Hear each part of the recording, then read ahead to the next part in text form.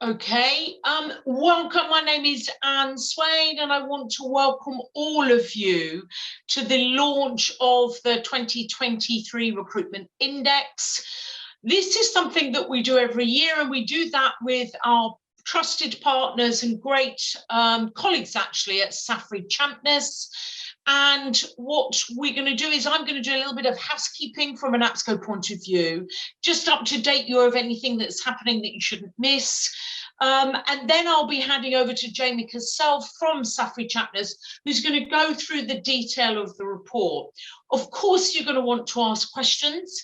It might be better, because of the way this report is being put out, it might be better to save them till the end, unless you're absolutely desperate, in which case I'm sure Jamie won't mind too badly if you butt in and do them. We obviously have a question slot on this call, so you can put something there which might be the easiest, but we will do our damnedest to answer any questions that we possibly can.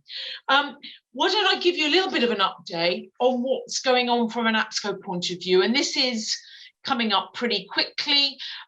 Most of you will know that the APSCo Charity Ball is on this Friday at the Intercontinental in London, pretty late on in the day. But if you do want tickets, please email us. You can email me, anne.swain@apsco.org, and we will make sure you get them. There are places available.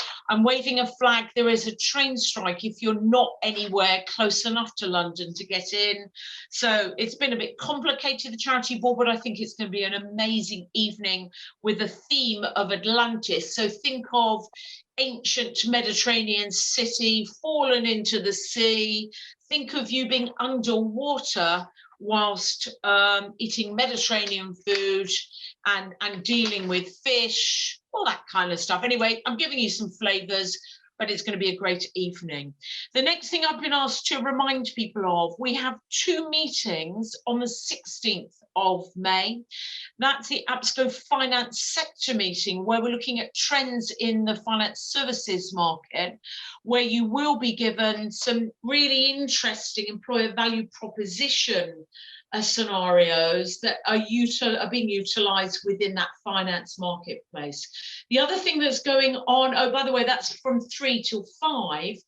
From 8:30 in the morning until 11 o'clock, there's a breakfast meeting in central London. That's a face-to-face. Oh, I'm at that one with Steve Carter, who is one of our Advisor Link consultants. He and I are going to be prodding and poking. It's part of a new series of events that we're doing called APSCo Disrupt. And far from my wanting to disrupt the print market, boy, have we done the same things in the same way from a hellish long time. And we're looking at different ways of working. And as I said, a bit of prod and poke. I think those sessions are going to be thrilling. Look, I'm in them with and chairing them with Steve Carter. I think you're going to find it really interesting, actually. It may well be worth, if you want to come, just get your name down and you're welcome to come. It's in central London. I think it's going to be a really great session. Now, if I look at talent development, we've got the wide range of management and leadership courses. In fact, there are so many to go through. Go to the website, have a look. I think that's better than my listing them. And be aware that the APSCo Awards, we've got the judges working already with a shortlist being announced in the summer. If you've applied for one of those awards, been nominated, be aware that the judges are working on that now. One other thing I will mention that is pretty close up is the this half of the year, we're doing a trade delegation. We're doing 2 a year now to the USA. That includes New York and Charlotte, North Carolina. It starts on Monday, the 22nd of May in New York. It's a big group there, but if you want to be looking at opening in either New York or indeed North Carolina, which might sound an interesting choice, but there's a reason for it. I can talk you through it if you want to speak to me about it. But really, Charlotte is looking exceptionally interesting, and therefore we have a trade delegation going there. What I will say, if you're more interested in opening your next office, outside of the UK, but maybe not as far away as America, although it's the most popular choice, and that comes out, funnily enough, in the Recruitment Index, then we are running another trade delegation, which is only a couple of days, to the Netherlands at the beginning to stroke middle October. If you're interested in the Netherlands, remember we did Germany last year and Switzerland, and now this year, USA again, and the Netherlands this year. So let us know if you're interested, and we will put you in touch with the right people. It's coming up pretty soon. So that's the housekeeping issues done. So I can take my glasses off, although I always feel that my IQ goes up at least 10 points when I put them on. Not quite as much as Jamie's, but close, I would say. So let's look at what's going on in the recruitment market. We do the Recruitment Index every year because we want to have a flavour of what is going on out there. And of course, there's been a weird time. So the last couple of indices that we've done have been really focused on resilience, because the market, obviously, from a COVID point of view, was all over the place. So we looked at resilience, we looked at what companies were doing to make sure they survive and come out the other side of COVID. And COVID feels like a bit of a sort of historic piece now, actually, as slightly as though it never happened. It's kind of weird, isn't it? But it did. But it changed the market quite dramatically. And we're all aware of the things of people working more from home. As you can tell, I'm probably at home. Jamie doesn't look quite so at home. But the kind of working from home on certain days, having different expectations, the way you treat staff. We then had the grand resignation, losing people. But the market last year was flying. And flying to a point that we all changed our behaviour quite dramatically, where a lot of recruitment companies felt the need, I get it, to recruit in order to capture the falling business that, falling out of the skies or falling through their windows. This year, because the tail end of last year started looking a bit worrying, the talk of recession worried most of us, that at the beginning of this year and tail end of last year, we started getting rid of people and cutting back on the people that maybe we recruited perhaps in a hurry, and started cutting back because, again, the people that we were recruiting maybe weren't the people that we need when you need to go out and get business, but were just good at opening their arms to catch that business coming through the window. With the talk of there being no recession this year in the UK, the market's picking up. So we've historically been in the recruitment market, a bellwether for the general economy out there. I think more recently, we've been rushing this way, then rushing that way, but things seem to be settling into more of a groove. So I think having the figures rather than just gut feelings, having the real information on which to make good decisions is useful for you. And that's why we work with Saffery Champness to make sure you have them. What I will say is month-on-month figures now are showing the market coming back. But is it going to come back to 2022 figures? I think that would be greedy. Okay, we all need to be aware that 2022 was a crazy, outstanding, but different to the norm, certainly 9-month period. And therefore, be careful what we expect, because it's going to be, if we're trying to grow on that, I think that's difficult. But if we do look at these figures these days compared to 3 or 4 years ago, we will see that the market's moving in exactly the right direction, absolutely in the right direction, and actually in a pretty big way. So don't think of doom and gloom. There's no need to. There's no need to. And I certainly believe, myself as a recruitment consultant, and I think of myself as a recruitment consultant, that actually having less requirements out there when there were so many out there last year means that your consultants can qualify better, and focus on delivering placements to match the level of requirements. I'd be making sure I'm training people not only in management training, which is, let me tell you, the hot ticket at the minute, but actually on qualification and closing things off rather than having too many irons in the proverbial fire. So on that point, why don't I hand over to Jamie? He's going to go through those figures with us and give us some real insights as to what actually has been going on. Jamie, let me hand over to you. Thank you, Anne. I've got to say, I agree with everything you've said there. From what we're from what we're hearing from Who'd have thought? Yeah, exactly. First time ever. But anyway, what we're hearing from our clients is very similar to what you said, that 2022 was an outstanding year, probably a year that potentially we may never see again, but who knows what's around the corner. And 2023, towards the end of 2022, beginning of 2023, has seen a slowdown, but with the hope that that slowdown will turn around, and we're starting to see little bits of encouraging news in relation to that. As Anne quite rightly said, this survey is slightly different to the surveys that we've had previously. Our previous surveys were very much multiple choice on a resilience perspective, looking at how you were coping with COVID and the changing market. This year, we've gone back to what we did in 2019 and looked at more financial information, as well as keeping some of the questions that we had in the previous year, particularly around diversity, leadership, women in recruitment, etc., etc. So let me move on to the presentation. I'm going to share my screen, so do bear with me for a minute, and then hopefully we can get going pretty quickly. So hopefully you can all see my screen. So as Anne introduced me, I am Jamie Cassell.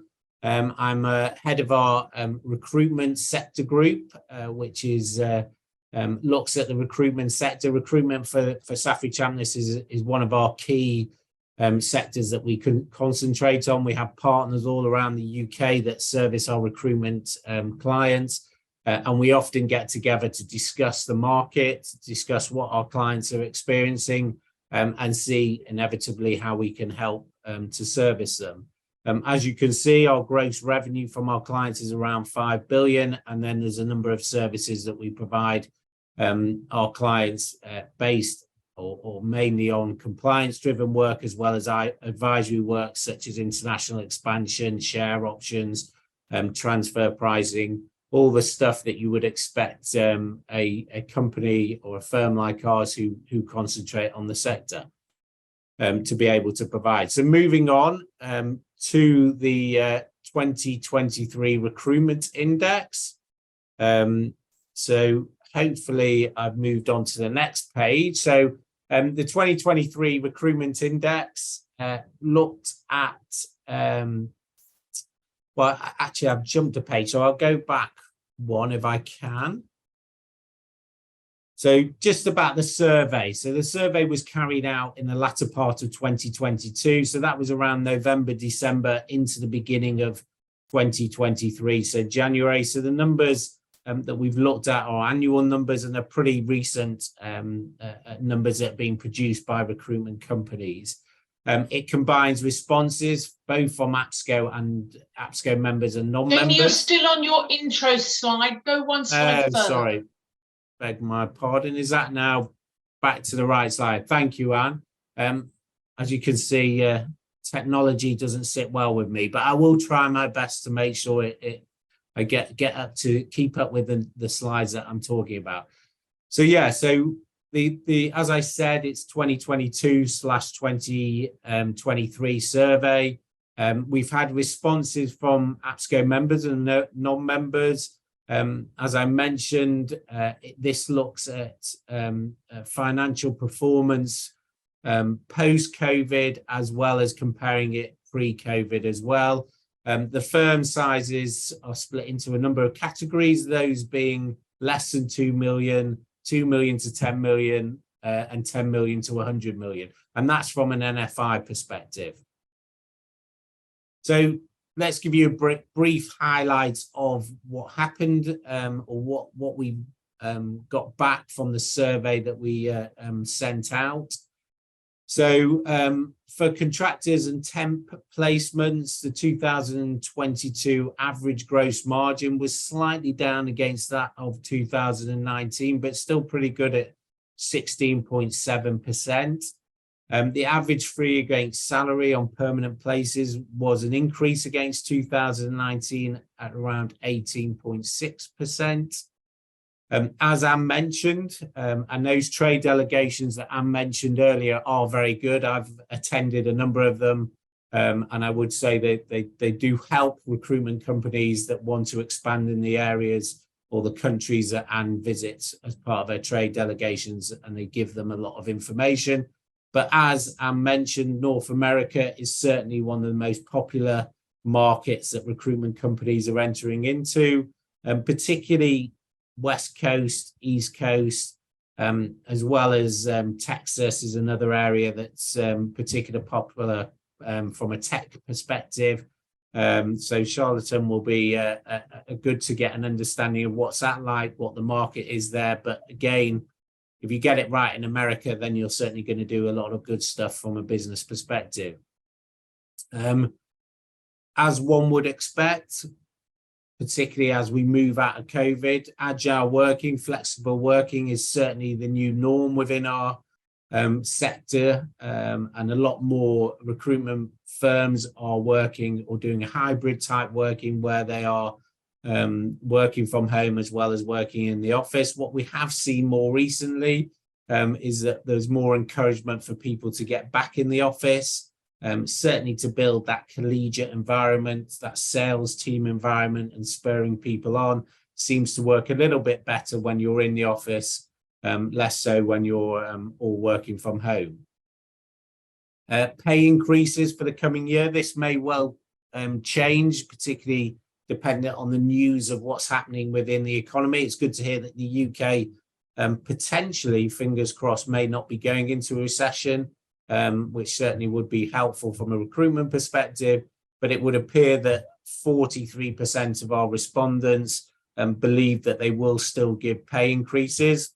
Not unexpected, particularly in light of the cost of living prices that we're all currently experiencing, with 39% predicting that they'll potentially increase salaries by 5 to 10%.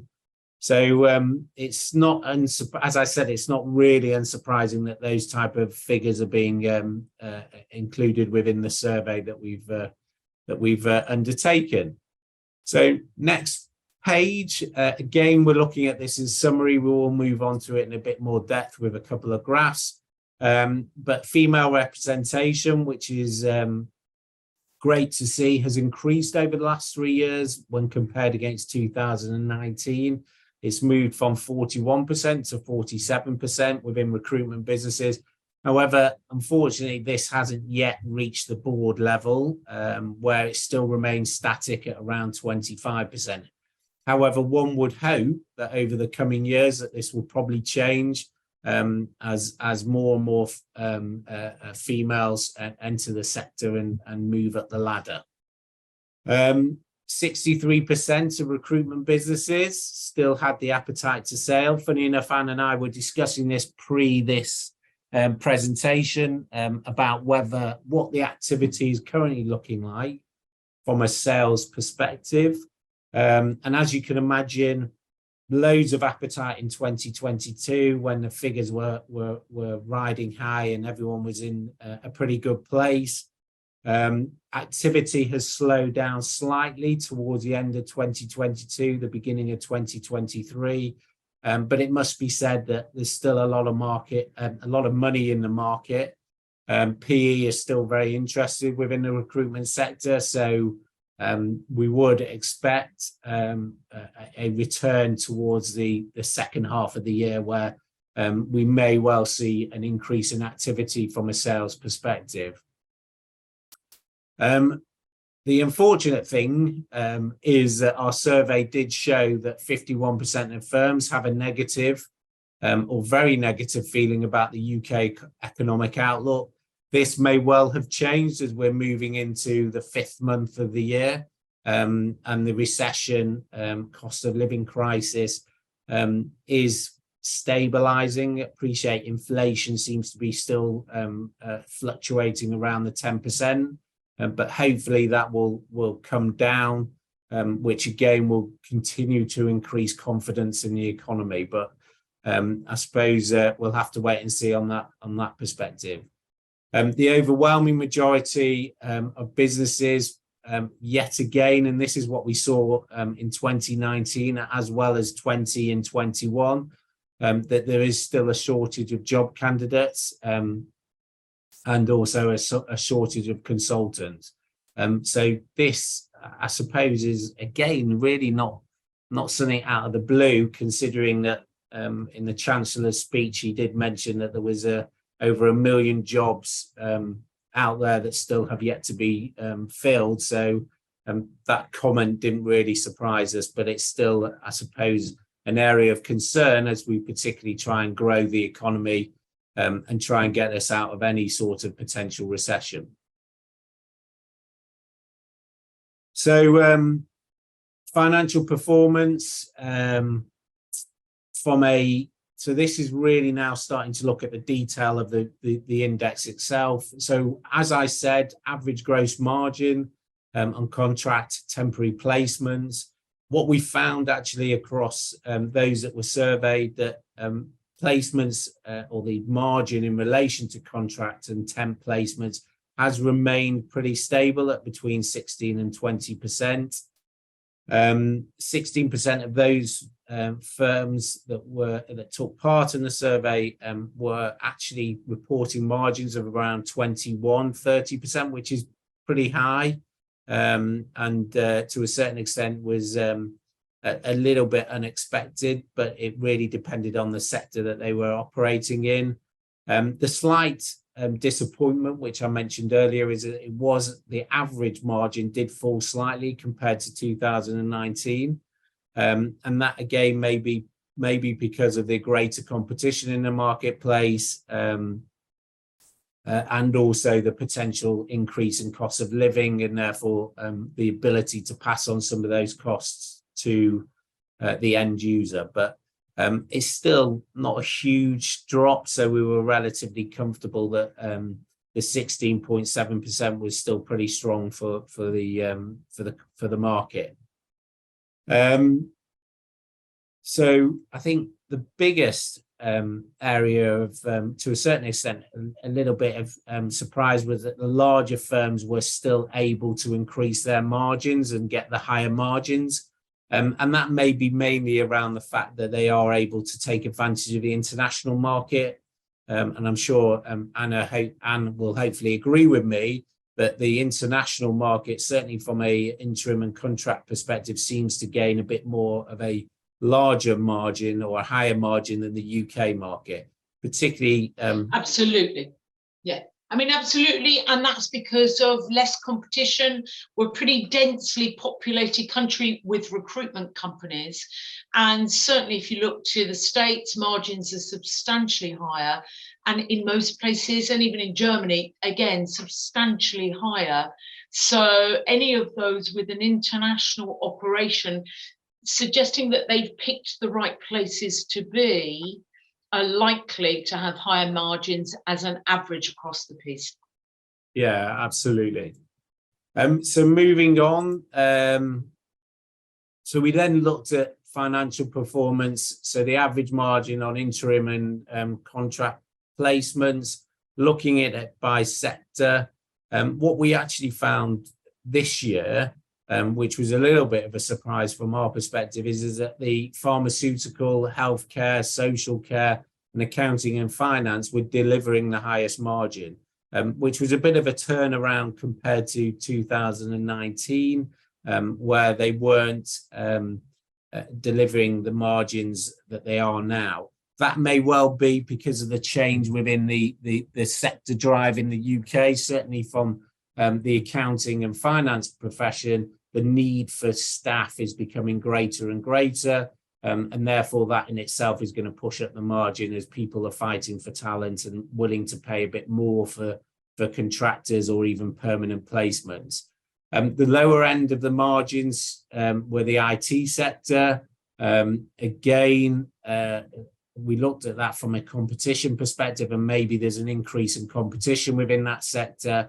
We've also seen over the last couple of months some of the large IT firms such as Facebook, Amazon, and Twitter getting rid of a large number of people in pretty quick manner, which then brings them back onto the market, which then inevitably, to a certain extent, may flood the market and therefore result in a reduction in their margin. But what we inevitably, as I said before, it's not causing us too much concern compared to 2019. It seems to have stayed relatively stable over the last 3 years. Jamie, can I say something? In those top areas where margins have grown since 2019, what we're seeing is a bigger uptake of contractors, where historically there's been more of a perm market, perhaps slightly different with healthcare, but that's about the need for healthcare professionals and such a shortage. But I'd say in pharmaceutical, from a business administrative sort of point of view, that you'll see a bigger uptake of interim people by end user clients, because they have not been able to find the permanent people that they wanted, and also more openness for using senior people with the bigger margins and giving themselves a flexible option and corporate agility. So we've seen that move.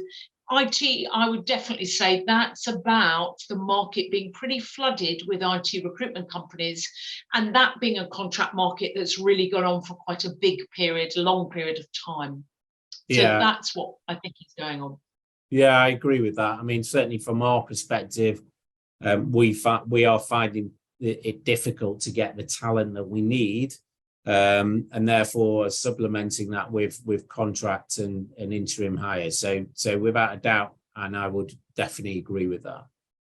Thank you. If we move on to financial performance, average fee on permanent places as a percentage of salary. This one was very comparable to a certain extent with 2019 from an average perspective. So what we found was that, as I said earlier, was the average fee for permanent places against salary was around 18.6%, which had increased against 2019, but again, not by a huge amount. So it was pretty comparable. I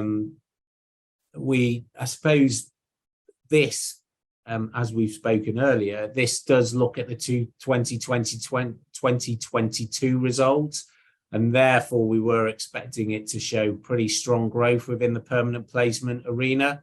And that is exactly what the results showed us, that there was good growth, there was good margin growth, particularly those, as we said earlier, that were trading overseas. UK margin was improving, but America, Germany, Netherlands was giving them the stronger growth, and that's what we saw when we looked at the results. The interesting thing, certainly from what we've seen more recently when discussing it with our clients, is actually what's happening to the permanent market as we speak.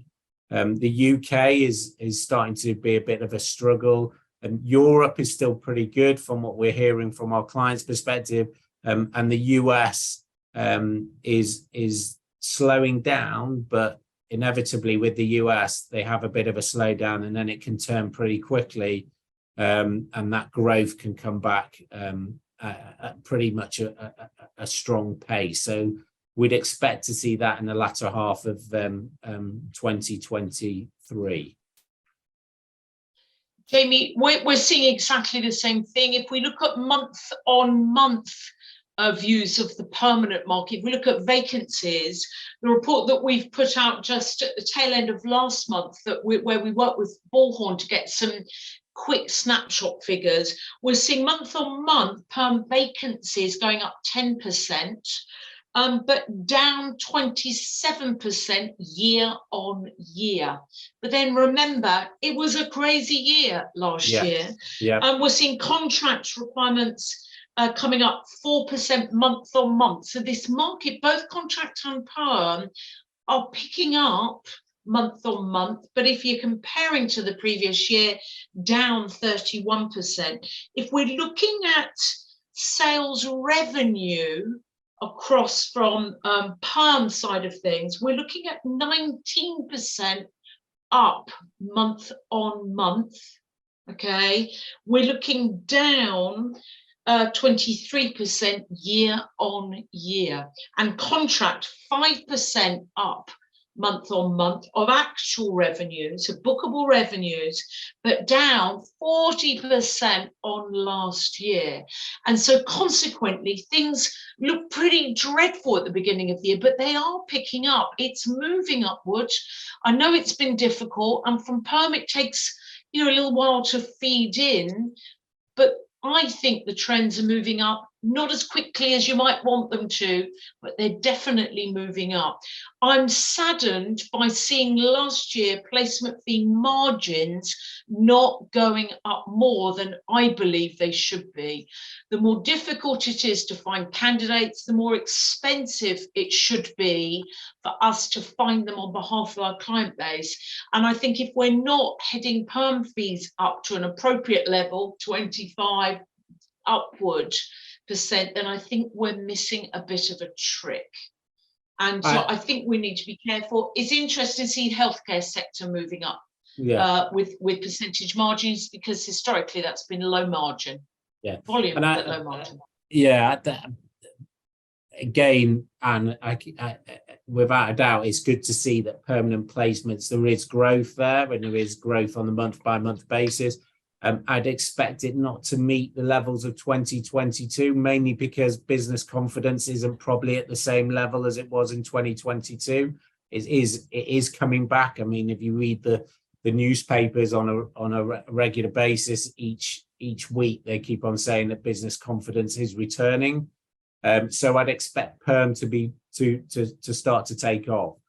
It is interesting what you said about the margin and the growth of the margin, certainly within perm placement.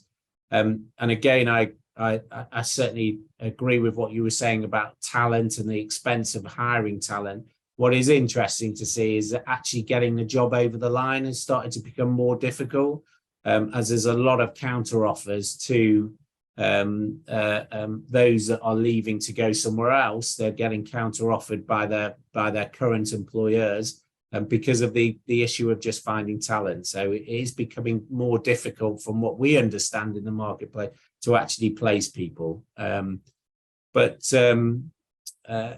if we continue to look at what the index is saying, there has been a real shift from a permanent placement perspective from what we saw in 2019 on which sectors are doing the best. And it comes back to what we said earlier in relation to accounting and finance and banking and those service-driven sectors in the finance. From a finance perspective, we are seeing that there's a real talent grab in those sectors. They really do need talent, and they are willing to pay for those talent. And that's what we saw in the index, where we've seen margins come up a bit from 2019, particularly within banking and insurance, and again, accounting and finance. What was interesting to see was that actually healthcare and also media and marketing, compared to 2019, their margins had fallen. Again, that was a little bit unexpected. And particularly from a healthcare perspective, one would expect those margins to remain relatively high. But I suppose, as we are currently seeing with all the strikes that are going on, that may well change as the government have to pay a little bit more, quite rightly, to our nurses and doctors. So we'll wait and see what happens from that perspective. Moving on. So we then looked at financial performance from an exec search perspective. This seemed to be a little bit more comparable against previous years, and particularly from a media and marketing viewpoint. Pharmaceuticals was a bit of a growth there, but the biggest one to see a fall was utilities and energy, where we saw a bit of a fall in their margins. So in 2019, we saw them margins being for permanent places around 35%, 36%, and this has fallen to 16% this year. Unsure on why that's the case. It may well be because of the increase in energy prices and demand for alternative clean energy. This may well have impacted the market itself, but time will tell whether that's the case or not, or whether it's just an unusual result in 2022. Moving on to financial performance, recovery of recruiter salaries. So what we found in the 2022 index was that it takes 6 months to recover your salary, and the fastest one out there, is contingent permanent at 5.42 months to be exact. But it's not, again, this was from what we understand from when speaking to our clients across the UK, this is what we were expecting. It is around the 6 month, 3 to 6 months recovery rate that you see when you're hiring a recruiter to get your money back. So again, this wasn't particularly unusual from our perspective. The one bit that was a bit of a concern was the RPO and MSP sector, where we've seen an actual increase in the average time it takes to recover the recruiter salary. So in 2020 or 2019, this was pretty low, and it was probably the lowest at the time at around about 3.5, 4 months, and that's now increased to 6.5, 7 months. What we have also found, certainly in the market, is that there are more and more companies taking it in-house and hiring recruiters to help them to actually recruit talent. And that in itself potentially may impact the RPO MSP sector. But again, it'd be interesting to see whether that stops as companies start to get a little bit uncertain of their future and potentially don't want to hire permanent staff from a recruitment perspective and would prefer to outsource it to RPOs and MSPs.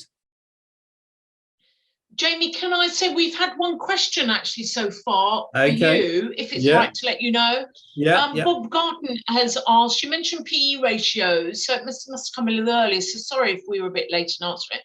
PE ratios when talking about appetites for selling businesses, would you have an idea what the approximate average now would be for a perm business? So that's a good question. I mean, we haven't seen a lot of change actually in the multiple that's being used by PE. It is normally between 5 and 8, potentially at 9. We saw in 2022 at the beginning of 2022, but it is around about the 5 and 8 multiple. For pure perm, you're probably looking towards the bottom end of that at 5 or 6. For a bit of a mix with an international flavor, you're probably looking at the top end of that. So not much difference from what we saw in 2019. Thanks, Jamie. Thank you. So let's carry on moving on through the index. So the next one was percentage of fee income paid to fee earners. Again, this was not too different to what we saw in 2019. It was hovering around the 30 to 32%. The one that had actually moved the most was RPO, which had gone down to around 23%. What we did see is that the smaller firms were probably at the lower end of that percentage compared to the larger firms. But again, they were all in pretty similar ranges from a percentage of fee or commission that's paid to the recruiter on the placement. What moving on, as we keep on doing, to 2023, as we should do, it'd be interesting to see what's going to happen from a commission structure basis, as particularly it gets, or the market may well get a little bit tighter before we move out of it, and whether that will result in people looking at their commission structure, whether they'll increase the basic salary and reduce the commission that's paid, or they do a reduction in salary and increase their commission structure. So it'd be interesting to see what recruitment firms will do going forward, particularly as they have a bit more time to look at their business, look at how their business is being run from the hectic days or the hectic year of 2022. It is certainly an opportunity for companies to really look at their business and see whether it's continued to be structured in the right way as they move forward. I agree with you, Jamie, actually, with regard to that, because I think we've paid, relatively low basics and good commission structures because we've hedged our bets on whether somebody's likely to succeed or not. And there's a lot of failures in the first 3-6 months of recruiting somebody. I think the market's moving to needing more sophisticated recruiters that have a business brain, can speak strategically to the end user clients. And I think if we're looking to hire those, we need to pay them a bigger basic salary, less of a commission base, and we need people with some experience and some real knowledge base that can put in, and a whole range of more soft skill sets from a communication point of view, and that business understanding differently to what we've had before, where we've had a big focus on sales skills and training in sales skills. And I think the focus is really changing. And I would predict that that's likely to change further. With that change in the sophistication of the requirements from the end user clients and us being able to service them, I would expect fees to go up, or indeed for us to be charging in a different way. I think that's an opportunity. And part of those APSCo disrupt discussions as to what the market's looking like in the future. So I wholly agree with you. Yeah, absolutely. Value added is becoming more and more important to keep and retain clients. They're asking for more and they're wanting more. So it is less so about, here's a candidate, I'll place them in your company. It's more about, what do I need? How can you add value? Maybe I need a team, etc., etc. So there is certainly opportunity out there in the marketplace to increase your fee and your relationships and stickiness with the client. Totally. And I think that needs different types of recruitment consultants, that more managing and growing accounts than just doing cold calling. I also think that we are going to get in a position, because salaries are becoming such a big thing with the inflationary rises, that salaries in recruitment, when you're recruiting new people, have caused problems in HR within our end user clients as to whether people are being paid the right amount back at the ranch, as it were, and we'll be called to give more advice. Most of our members will give advice on what salaries in their marketplaces should look like, but the whole compensation package, I think, is going to be a big strategic issues for our end user client base, because how are they going to keep the right staff if they're not, giving them the right remuneration package and indeed other incentives to stay? So I think we're going to be more involved. We need to get paid for it, and we need to pay higher salaries or whatever packages to our staff as well. It's an interesting time, I think. It is very much so. Cost of living, increases in interest rates.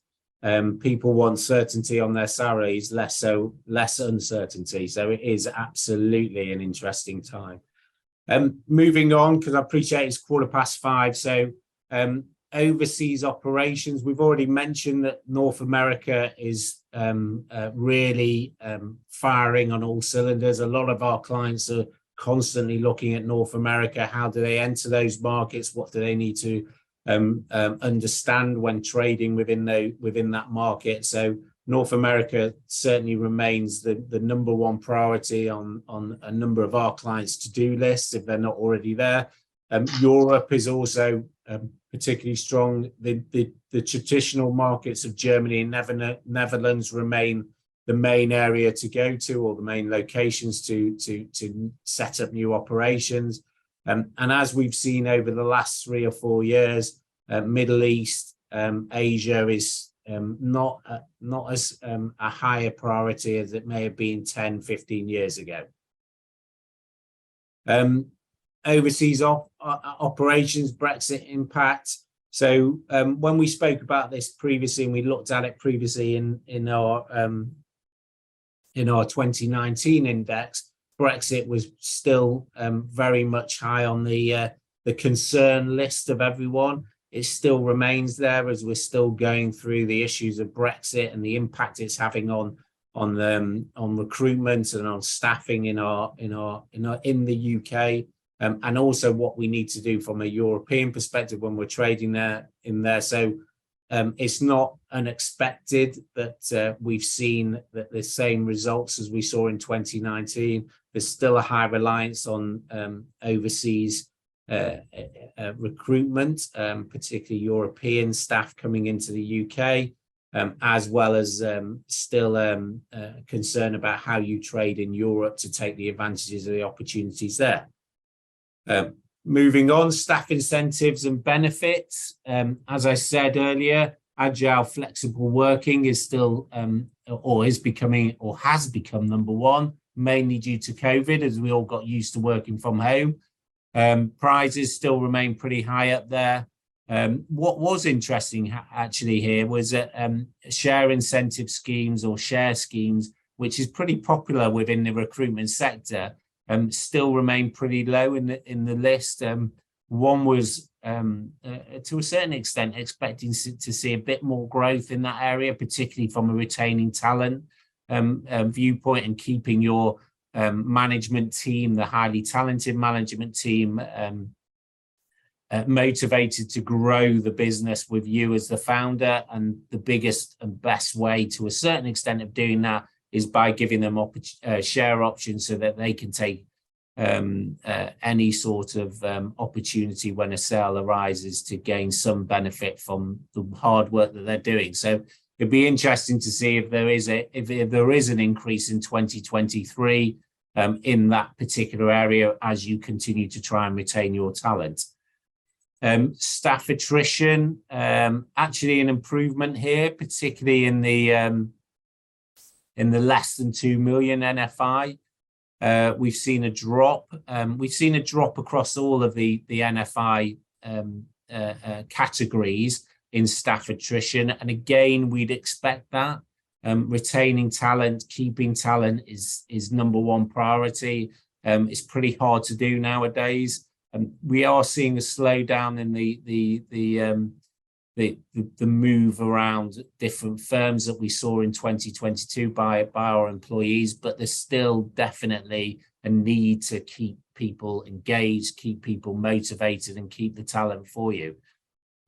What we saw from the survey was that the 10 to 100 million still had the highest attrition rate. That may well be because of the fact that they take in a lot of graduates who at times may make it and may not make it, and therefore there is a natural attrition from that perspective as well.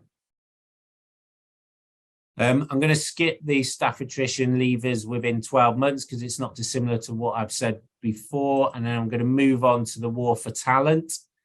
What we saw, and we asked the question about pay rises and what you've given over the last 12 months. So 39% of firms incorporated an average pay increase of between 2 and 5%. What was interesting actually was 21% of firms didn't actually include a pay increase, which in today's environment was a big surprise. I don't know what you've heard, Anne, from your members in relation to that, but from our perspective, it was a surprise to see 21% of firms not increasing pay. I think it's quite shocking. I think in the last couple of months, people have started to be aware that they need to increase pay. And so I think it's happening now. APSCo put a good increase in January for our staff. We felt we needed to with inflation rates going up. I think that's happening more. It'd be interesting if we did a pulse now to check whether that's changed.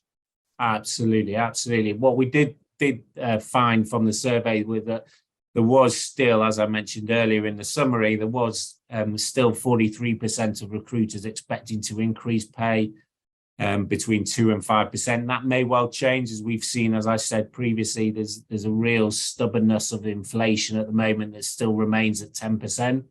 So that may well increase from the pay that you look to give your recruiters, A, to help them from a cost of living perspective, and B, to retain them. Diversity and inclusion. We asked about female representation within the business.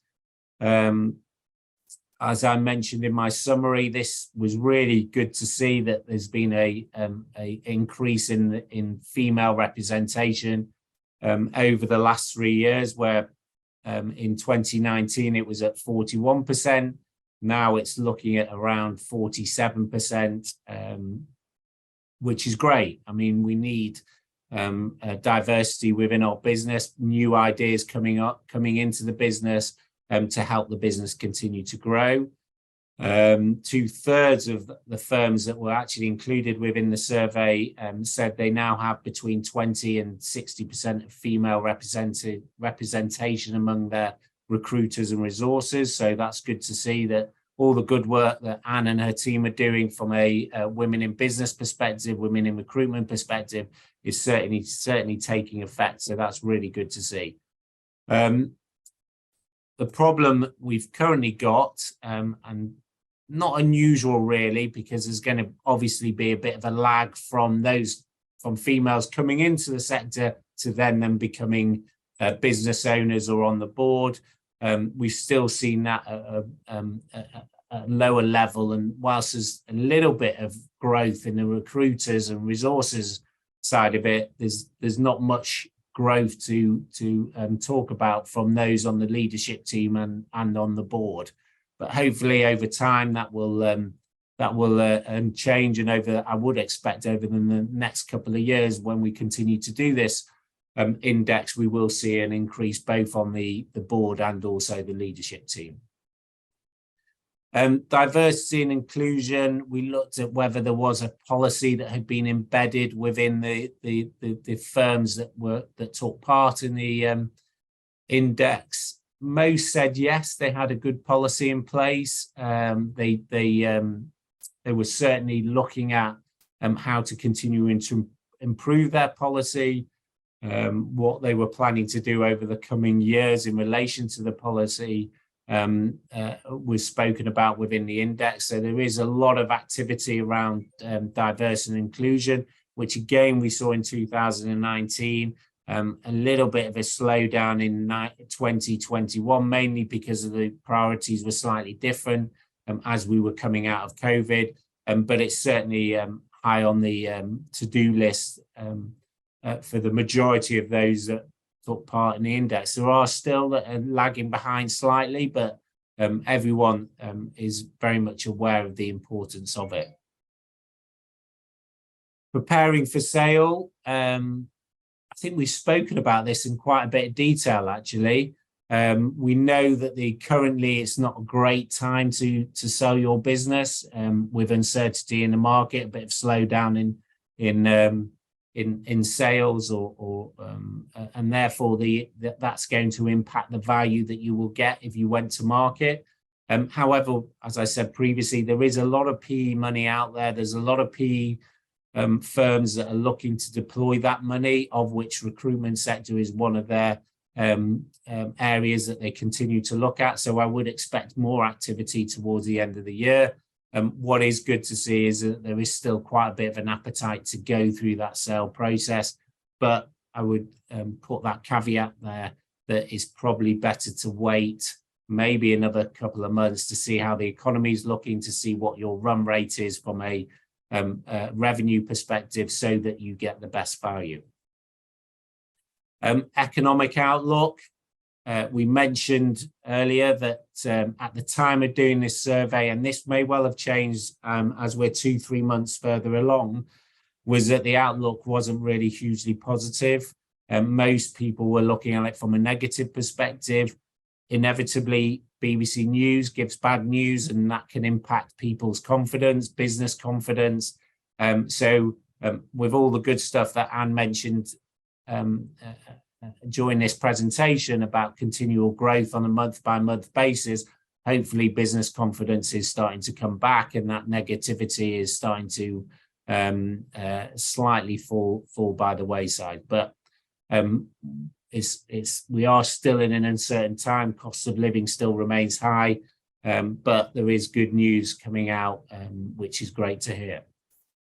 External challenges, as I mentioned previously, candidates, consultants are still very much the main type of challenges that the recruitment sector is continuing to experience.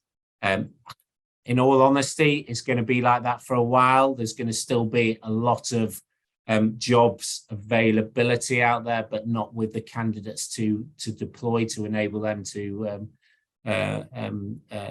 recruit for the right person to actually do that work. It'll be interesting to see whether that does change over the next 6 months, but there's still a lot of job vacancies and there's not enough people to fill them. I'm rushing a little bit, but I appreciate we've got a couple of minutes left. So we did also ask for a couple of comments from those that took part in the survey, and what they were basically saying is there is still quite a lot of opportunity for future growth, which is great to hear, particularly with in those sectors that have a niche element attached to it, where demand still remains pretty high. Contracted temporary sector still remains, or still seeing relatively good growth, as employers look for some sort of flexibility. I appreciate there's going to still be perm growth, but that's currently what we're hearing is at a lower level than contractor and temporary, where there's still numbers being hit each month at a good level.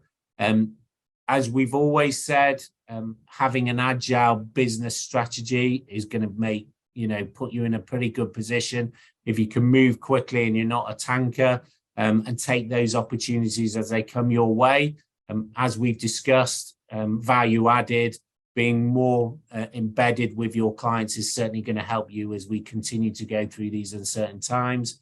IT, healthcare, pharmaceuticals, banking still seems to be pretty resilient at the moment.